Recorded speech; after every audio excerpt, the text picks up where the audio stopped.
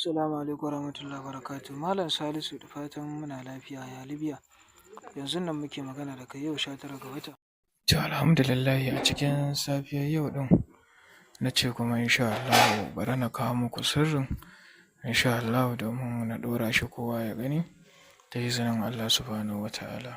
Yawanci wasu mutane suna cewa duk lokacin da muka gabatar da sabon aiki ya kamata mu riƙa ɗauko shi a wannan time ɗin muna ɗorawa.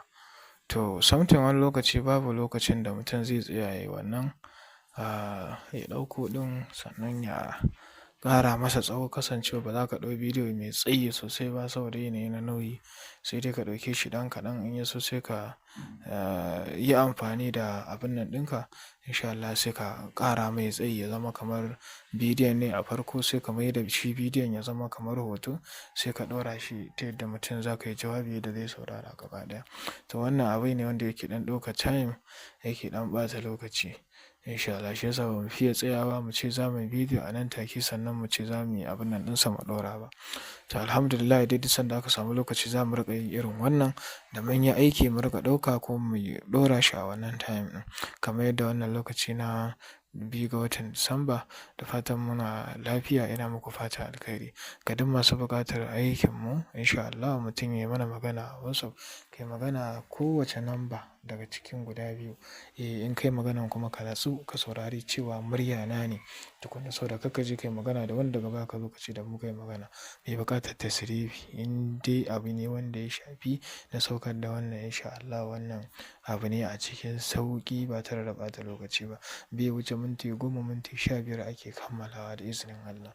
Kai dai naka kawai ya kasance kana da kuɗin turare imma zuwa za ka yi muna kudu maso gabas tsakanin kamar da Najeriya.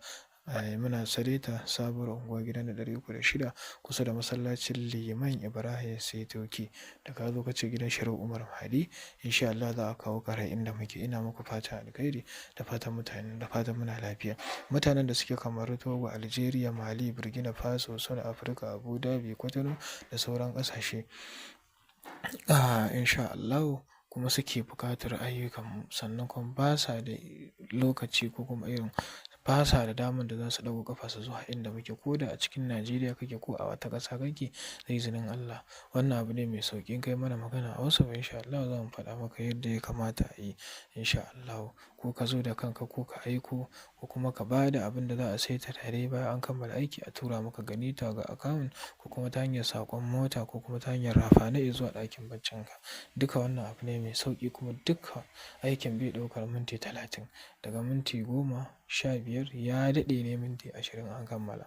Wasu suna aron kuɗi su yi, wasu suna cin bashi su yi, wasu suna neman alfarma akan kuɗin da aka ba su ajiya su yi kuma su samu nasara su mayar mu wanda suka karɓi kuɗin nan a wajensa hasali ma su iya ninka masa. To wannan dama ce insha Allah kuma gan muke da mu ajiye aiki mu tafi hutu da izinin Allah kuma in muka ajiye aiki muka tafi hutu aƙalla muna kaiwa irin watanni 6 ko 5 sama da haka ko ƙasa da haka ya danganta. Ina muku fatan alkhairi daga naku Shehu Umar Mahdi har kullum. A daure a subscribe a share.